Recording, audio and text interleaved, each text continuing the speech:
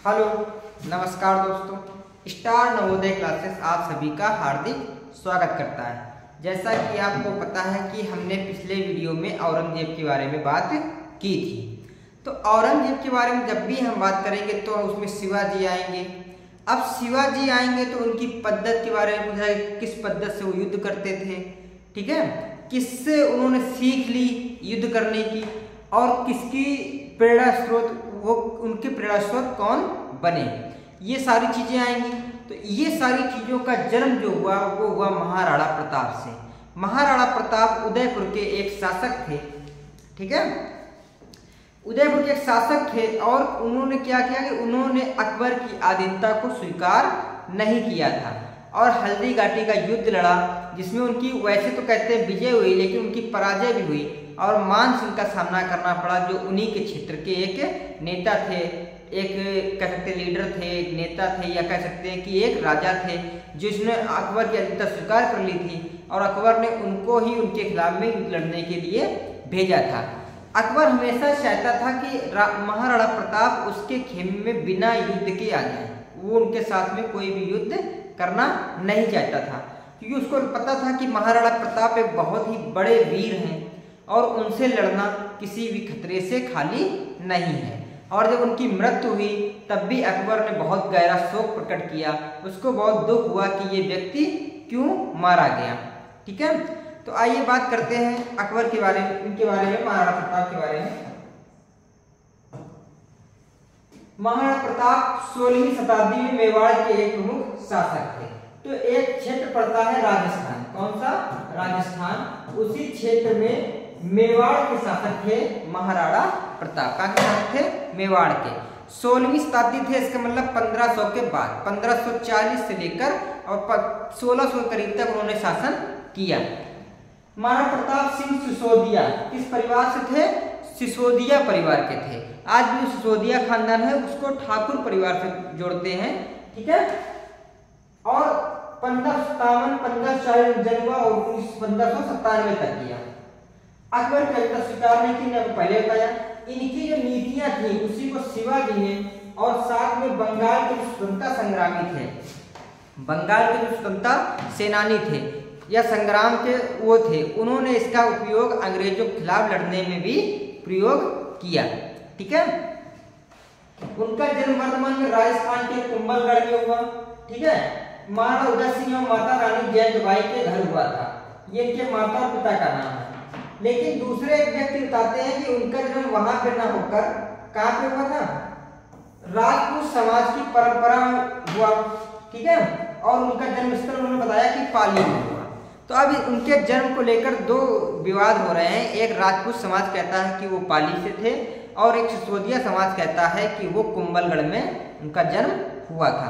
तो उनको जन्म के लेकर दो विवाद चल रहे हैं, एक कुंभलगढ़ और एक पाली का, ठीक है।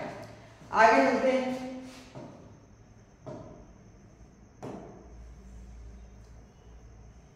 ये आपका क्षेत्र है, ठीक है। अगर ये क्षेत्र करेंगे तो ये उदयपुर है, ये राजस्थान, ये भीलवाड़ा है, ठीक है, ये चित्तौड़गढ़ है, ठीक है, ये सिरोही, जालौन, ये राजस्थान का आपका क्षेत्र है। तो ये पता ही है कि आपको राजस्थान का, जैसलमेर राजस्थान में, ठीक है।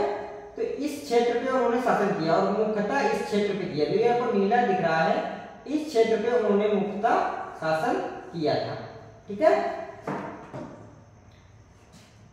अब बात करते हैं उनके जन्म स्थान को लेकर। तो महाराणा प्रताप के जन्म स्थान प्रश्न पर दो धारणाएं। पहली, महाराणा प्रताप का जन्म कुंभलगढ़ में हुआ और दूसरा पाली में हुआ। एक समाज कहता है कि उनका जन्म कुंभलगढ़ में हुआ और वो राजा और रानी के बेटे थे, और एक समाज कहता है कि उनका जन्म एक सामान्य परिवार में राजपूत घराने में हुआ था और वो जन्म कहाँ हुआ, पाली में। तो उनको जन्म को लेकर दो विवाद अक्सर आपको देखने को मिलेंगे, ठीक है। आगे चलते हैं।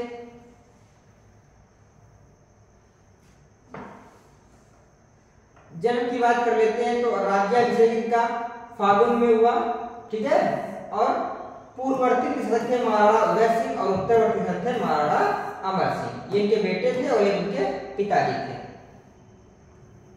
इस बारे में आपको कुछ विशेष वो नहीं करना है। आगे चलते हैं, सीधा युद्ध के बारे में बात करते हैं। इनके बारे में सबसे जो रोचक जानकारी है उसमें अब ये है कि अकबर ने इसमें कहा है कि महाराणा प्रताप शासन काल में सबसे रोचक तथ्य है कि मुगल सम्राट अकबर बिना युद्ध के प्रताप को अपने अधीन लाना चाहता था। इसलिए अकबर ने अपने 4 उनको भेजा, 4 बड़े नेताओं को भेजा और उन नेताओं का नाम सुनेंगे तो पहले अच्छा मान सिंह जो उनके सबसे बड़े नेता थे, भगवान दास, राजा टोडरमल जिन्होंने बंदोबस्त प्रथा लाई थी तो वो राजा टोडरमल ही थे।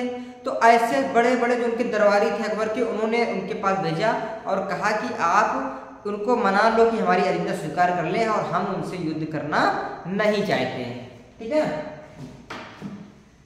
लेकिन इन चारों को राणा प्रताप ने क्या किया, निराश कर दिया और उन्होंने हल्दी घाटी का ऐतिहासिक युद्ध लड़ा, ठीक है। तो हल्दी घाटी के युद्ध के बारे में अगर बात करते हैं तो ये हल्दी घाटी का युद्ध का एक सीन है। यह 18 जून 1576 ईस्वी में मेवाड़ तथा मुगलों के मध्य हुआ, ठीक है। मेवाड़ के शासक और मुगल के शासकों के बीच में हुआ। इस युद्ध में मेवाड़ की सेना का नेतृत्व महाराणा प्रताप ने किया था। भील सेना के सरदार परवारा के ठाकुर राणा कुंजा सोलंकी थे। इस युद्ध में महाराणा प्रताप की तरफ से लड़ने वाले एकमात्र मुस्लिम सरदार थे हकीम खां सूरी। अब पहले होता क्या था कि एक राजा हुआ करता, मान लेते एक राजा का क्षेत्र है, इसमें बहुत सारे सरदार भी होते थे, ये सरदारों का क्षेत्र है, ठीक है। जैसे आजकल राज होते हैं, पूरे भारत देश है फिर उसमें राज्य है, तो बहुत से राज्य हिस्सा लेते किसी लड़ाई में, बहुत से राज्य हिस्सा नहीं लेते। तो ऐसे ही पहले भी हुआ करता था कि राजा तो होता था, उसके जो नीचे सरदार थे तो कुछ सरदार हिस्सा लेते थे, कुछ सरदार दूसरी पार्टी से मिल जाते थे। तो एक मुस्लिम सरदार भी था जिसने भी महाराणा प्रताप की तरफ से हिस्सा लिया, बाकी मुस्लिम जो सरदार थे उन्होंने हिस्सा लेने से मना कर दिया और अकबर की स्वाधीनता को स्वीकार कर लिया, ठीक है। अब पहले आज के संविधान तो था नहीं कि नहीं आपको नहीं जानना है, ठीक है। लड़ाई का स्थल राजस्थान के गोगुंडा के पास हल्दी घाटी में सकरा पहाड़ी कर रहा था। महाराणा प्रताप ने लगभग 3000 घुड़सवारों और 400 भील दंगालों के बल को मैदान में उतारा। मुगलों का नेतृत्व आमेर के राजा मान सिंह ने किया। अब अगर इसमें अकबर लड़ता तो हो सकता है कि वो महाराणा प्रताप से हार जाता, लेकिन इसमें भी एक महान योद्धा राजस्थान का लड़ा, अमर सिंह, ठीक है। मान सिंह, आमेर के राजा मान सिंह, जो खुद में एक बहुत बावरी शासक था, लेकिन उसने क्या किया, अकबर की स्वतंत्रता स्वीकार कर ली और अकबर की तरफ से वो युद्ध में आया था। तो इससे ये क्या हुआ, कहीं ना कहीं इनका मामला कमजोर पड़ गया। 3 घंटे से अधिक समय तक चले भयंकर युद्ध के बाद महाराणा प्रताप ने खुद को जख्मी पाया। 3 घंटे में जख्मी हुए क्योंकि इनकी सेना 5000 से 10,000 थी और उनके पास मात्र 3500 थे। तो आप समझ सकते हैं कि एक तरफ बहुत बड़ी सेना और एक तरफ बहुत छोटी सेना थी। एक तरफ हथियारों से लैस सेना थी और उनके पास सिर्फ धनुधारी थे, भाला थे, तो उनके पास एक कमजोर सेना थी। जबकि उनके कुछ लोगों ने उन्हें समय दिया, वे पहाड़ियों से भागने में सफल रहे और एक और लड़ने के जीवित रहे। मेवाड़ की आतंकी संख्या लगभग 1600 थे। 3500 में भी 3500 टोटल लोग थे, उसमें भी 1600 के मरने की खबर मिल गई। मुगल सेना ने 3500 से 7800 लोगों को खो दिया। ऐसा नहीं है, इन्होंने उससे 3 गुने ज्यादा मुगलों के सैनिक मारे, क्योंकि जब भीड़ ज्यादा होगी उसमें से किसी को मारना आसान है, भीड़ कम होगी उसमें से मारना मुश्किल है, ठीक है। तो इन्होंने भी 3500 से 7800 लोगों को मारा, जिसमें 350 अन्य घायल हुए। इसमें मेवाड़ के महाराणा प्रताप विजय हुए थे। जैसे ही साम्राज्य का ध्यान कहीं और स्थानांतरित हुआ, प्रताप और उनकी सेना बाहर आ गई, अपने प्रमुख के पश्चिमी क्षेत्रों को हटा लिया।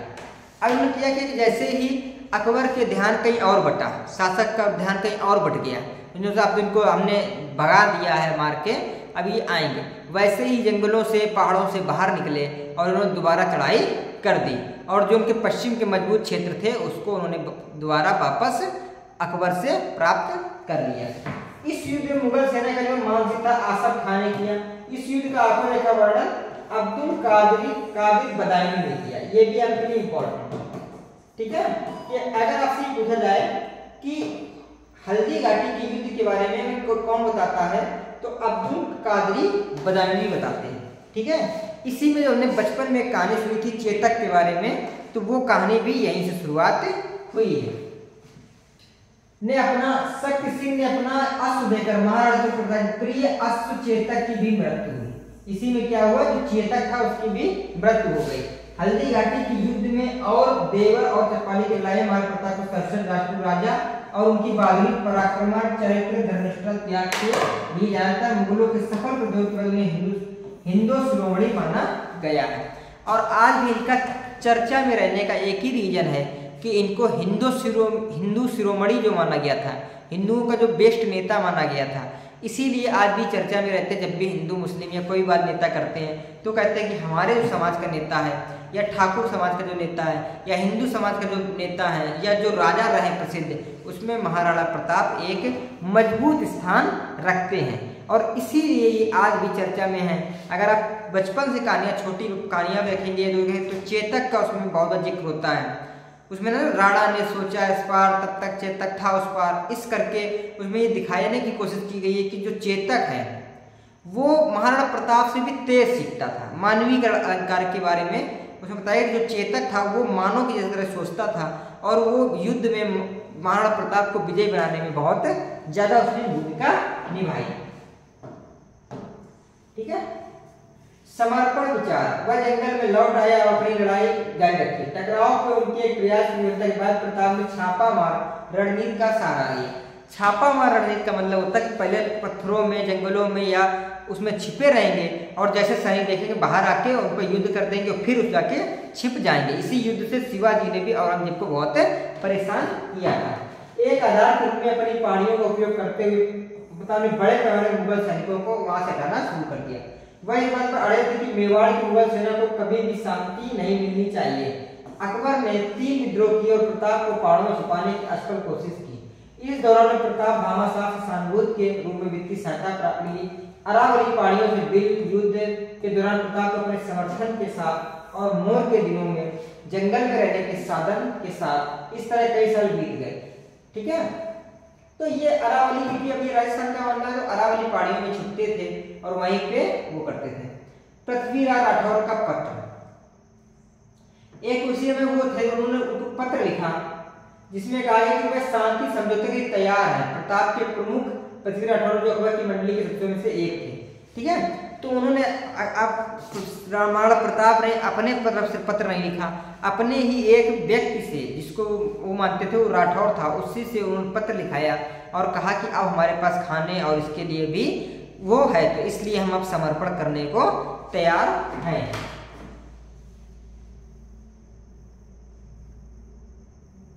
ठीक है। फिर दिवेर छपाली का युद्ध, तो ये आपके लिए इतना इंपॉर्टेंट नहीं है। जो लोग राजस्थान के क्षेत्र से आते हैं उनके लिए ये चित्र इंपॉर्टेंट, ये इंपॉर्टेंट है। ठीक है। आप लोगों के लिए इतना इंपॉर्टेंट नहीं है।